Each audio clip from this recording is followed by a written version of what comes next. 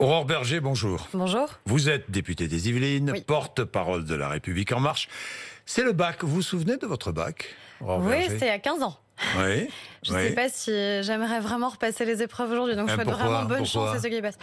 C'est un rituel, mais c'est vrai que c'est un moment qui est toujours un peu stressant, évidemment, pour ceux qui passent le bac. Bon. J'ai notamment ma filleule qui le passe, donc comme ça me permet de lui souhaiter bonne chance. Vous n'êtes pas stressé là ce matin, non? Là, ça va mieux avec vous. Ça va mieux, c'est vrai? J'ai pas l'impression de passer une épreuve non plus. Bon, d'accord. Bon.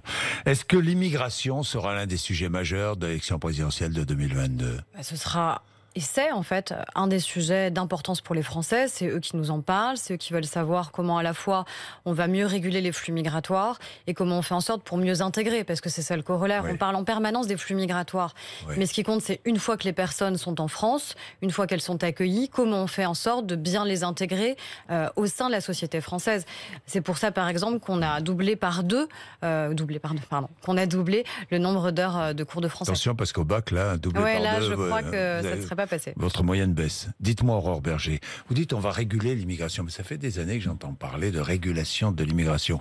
Comment réguler, mieux réguler? Je parlerai d'intégration après, mais comment mieux réguler l'immigration? Il y a plusieurs choses. Déjà, il faut savoir de quoi on parle quand on parle d'immigration. Est-ce qu'on parle du droit d'asile? Est-ce qu'on parle de l'immigration économique? On est d'accord. Est-ce qu'on parle de l'immigration familiale? On mélange souvent un peu les sujets et certains, à dessein, cherchent à mélanger les sujets.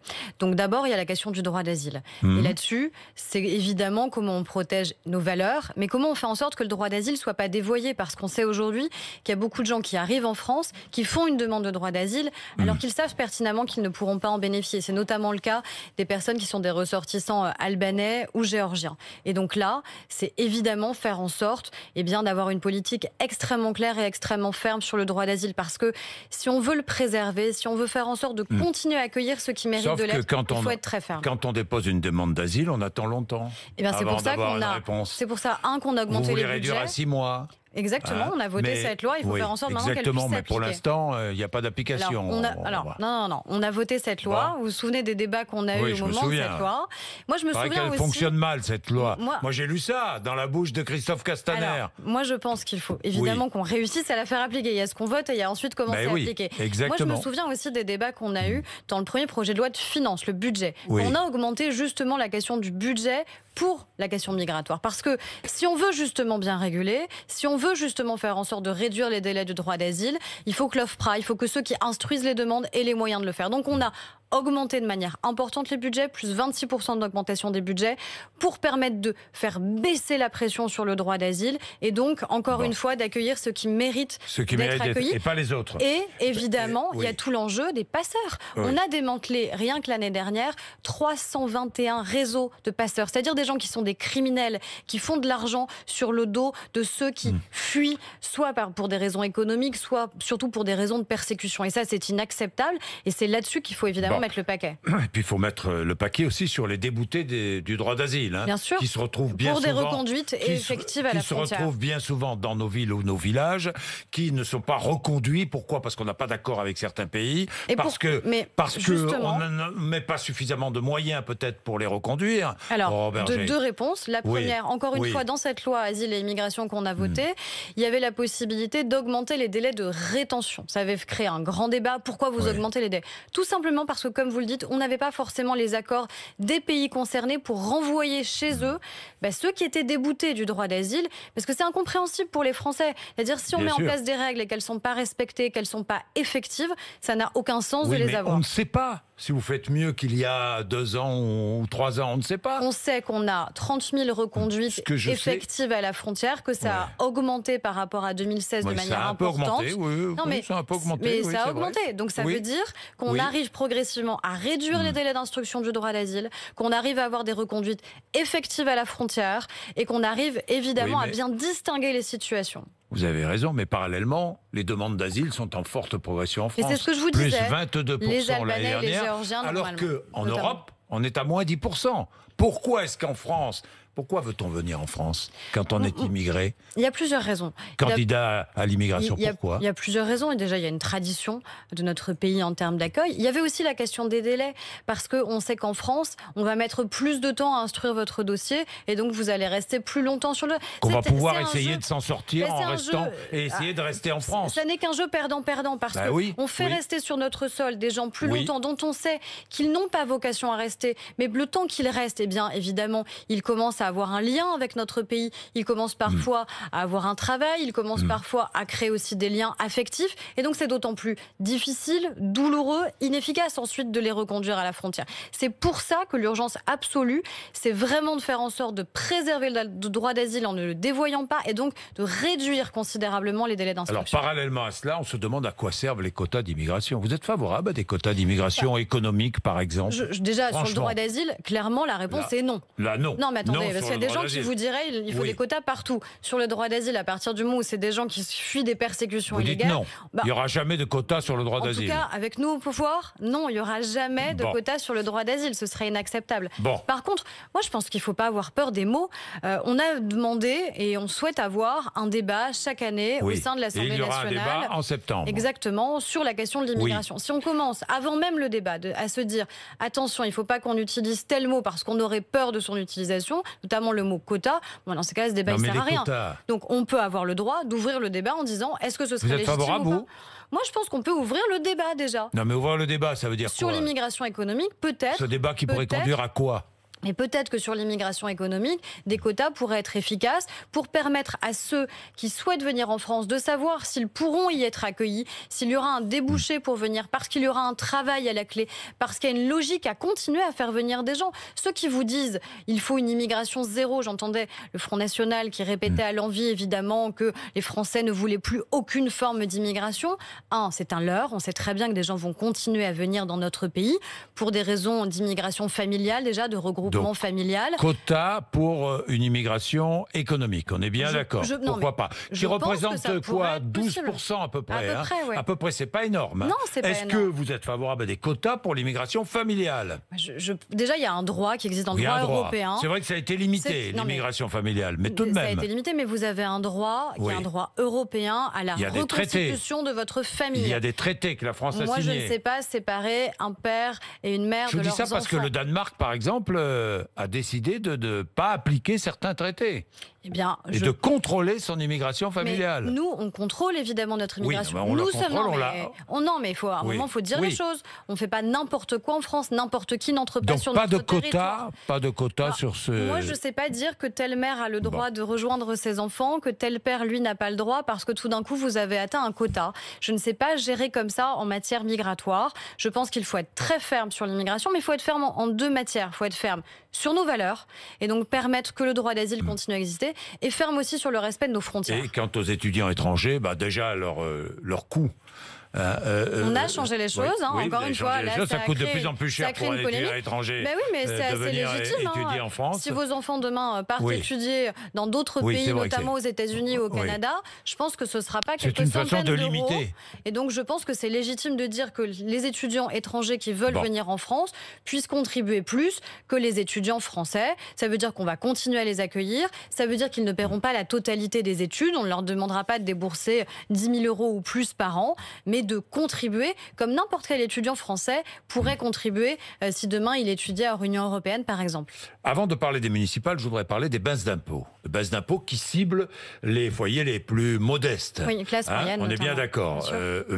Tous les foyers qui, je dis le foyer, qui déclarent entre 50 000 et 100 000 euros de revenus par an, ce qui est déjà un revenu important, ceux-là vont continuer à cotiser.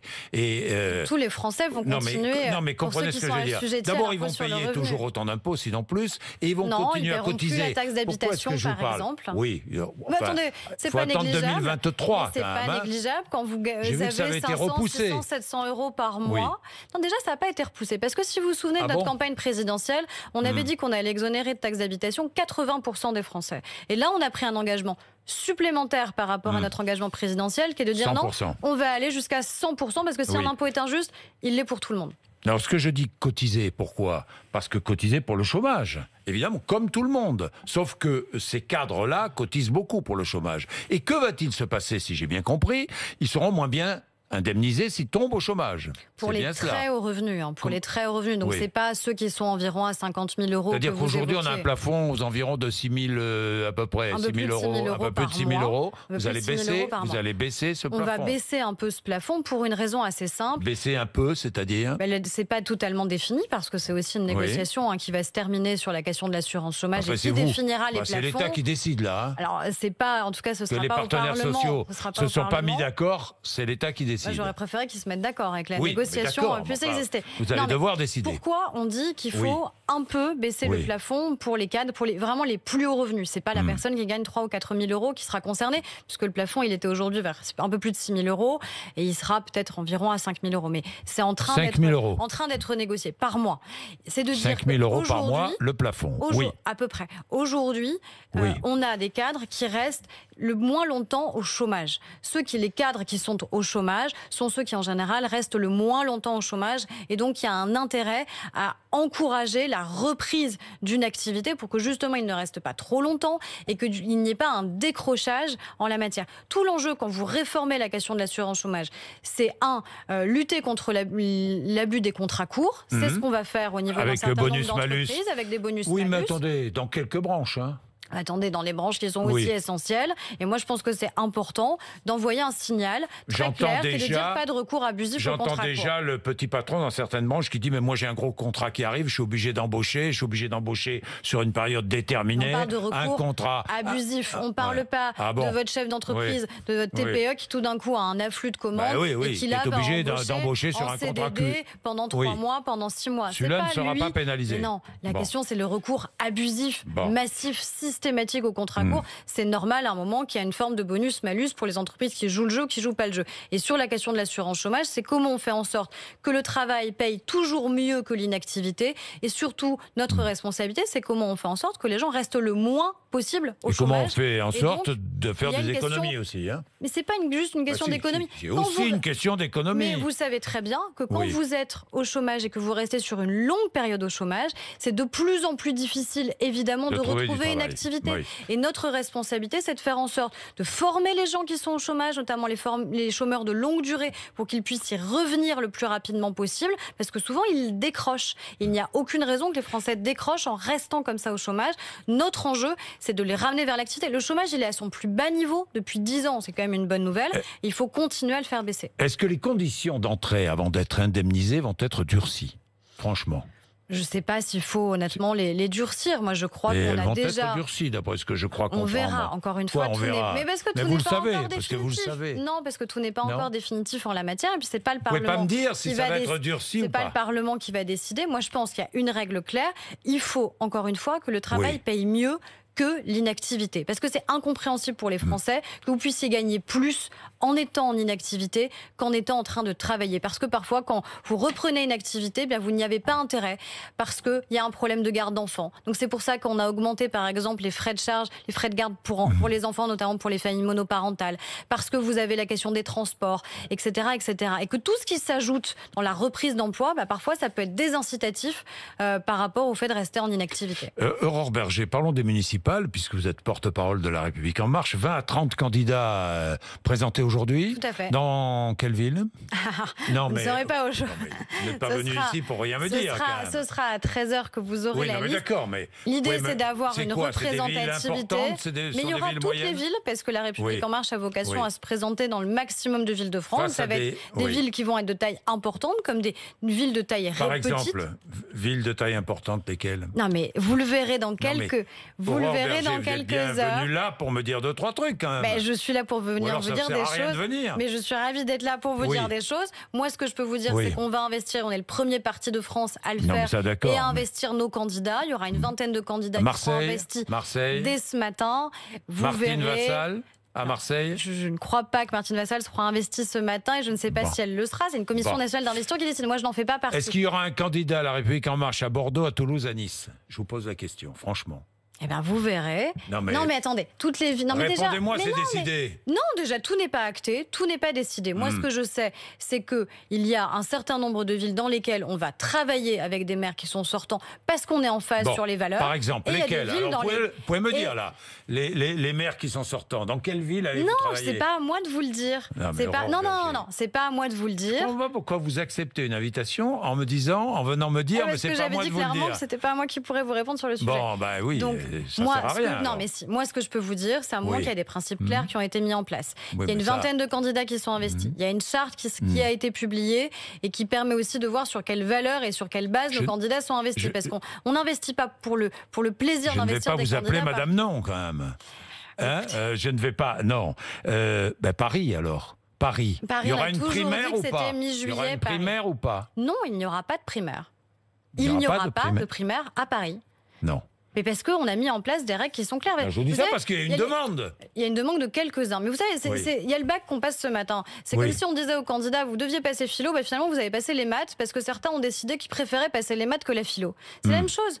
On a mis en place des règles qui sont claires depuis le début, qui sont de dire on a une commission nationale d'investiture et c'est elle qui va décider dans quelle ville on va soutenir parfois des maires sortants, dans quelle ville on va faire des alliances, dans quelle ville on va surtout présenter nos candidats. Des maires les républicains.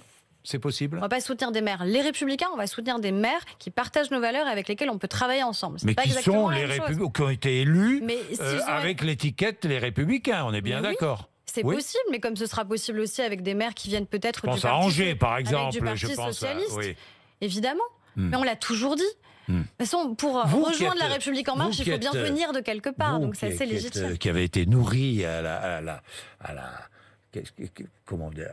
pas la technique Juppé, mais qui a été nourri à la politique pratiquée par Alain Juppé, à Bordeaux. Vous pouvez pas quand même valoriser une candidature de la République En Marche à Bordeaux. Mais pourquoi pas? Je sais pas, non, le successeur d'Alain Juppé qui... Il me semble qu'Alain Juppé a fait le choix de ne plus être maire de Bordeaux après avoir été un maire exceptionnel à Bordeaux. Donc ça veut dire qu'il y a beaucoup d'options qui existent. J'ai vu que Thomas Cazenave, notamment, était un éventuel candidat. Bon, écoutez, nous verrons. PMA, liberté de vote, laissé à sur la PMA, toujours dit, laissé mais à tout. En général, sur les questions de révision de loi bioéthique, c'est des questions qui touchent à l'intime. Et il est légitime qu'il puisse y avoir une liberté de vote en la matière. Moi, évidemment, je voterai pour la PMA pour toutes. C'est un engagement qu'on a pris. C'est une question d'égalité entre les femmes. Aujourd'hui, il y a une discrimination qui persiste et qui est intolérable entre des femmes qui sont hétérosexuelles et qui peuvent y avoir accès, et puis des femmes parce qu'elles sont homosexuelles ou femmes seules et qui n'ont pas le droit de pouvoir procréer un enfant. Et je trouve que Est-ce que vous êtes favorable à la rémunération du don de sperme? Non, je n'y suis pas favorable parce qu'il y a un principe dans notre pays sur l'anonymat du don et sur le fait aussi qu'il ne doit jamais être rémunéré. C'est la même chose aussi sur la question du don d'organes. Et ça, je pense qu'il ne faut absolument pas y toucher. Sinon, on risque, à mon avis, d'avoir moins de donneurs ou des donneurs qui ne viendraient pas pour les bons motifs. Agnès Thill, qui est députée La République En Marche, qui votera contre la PMA, doit-elle être exclue? Si Agnès Thill est exclue, c'est pas parce qu'elle voterait contre la PMA, c'est parce qu'elle a tenu des propos qui ne sont pas du tout conformes aux valeurs qui sont les nôtres, notamment quand elle a parlé de lobby gay au sein de l'Assemblée nationale. Moi, je considère que je ne peux pas siéger sur les mêmes bancs de quelqu'un favorable à son exclusion? Qui pense de cette manière-là et qui cible comme ça certains de nos concitoyens en raison de leur orientation sexuelle. Vous êtes favorable à son exclusion? Oui, je suis favorable à son exclusion et j'espère qu'elle va intervenir rapidement. Et elle va intervenir rapidement? Elle va intervenir. C'est la commission qui va statuer. Moi, c'est pas moi qui statue, mais moi, je souhaite que dès le mois de juin... Vous êtes porte-parole du parti. Je souhaite que dès le mois de juin, Agnès Thill puisse être exclue, encore une fois, pas en raison d'un vote potentiel qui serait le sien, puisqu'on a déjà dit qu'il y aurait une liberté de vote en la matière, mais bien parce qu'elle a tenu des propos qu'on ne peut pas tenir quand on est membre de La République En Marche. On est favorable au progrès, on est favorable à l'inclusion et on ne peut pas créer une discrimination entre nos concitoyens en raison de leur orientation sexuelle. Merci Aurore Berger d'être venue nous voir ce matin, il est 8h52.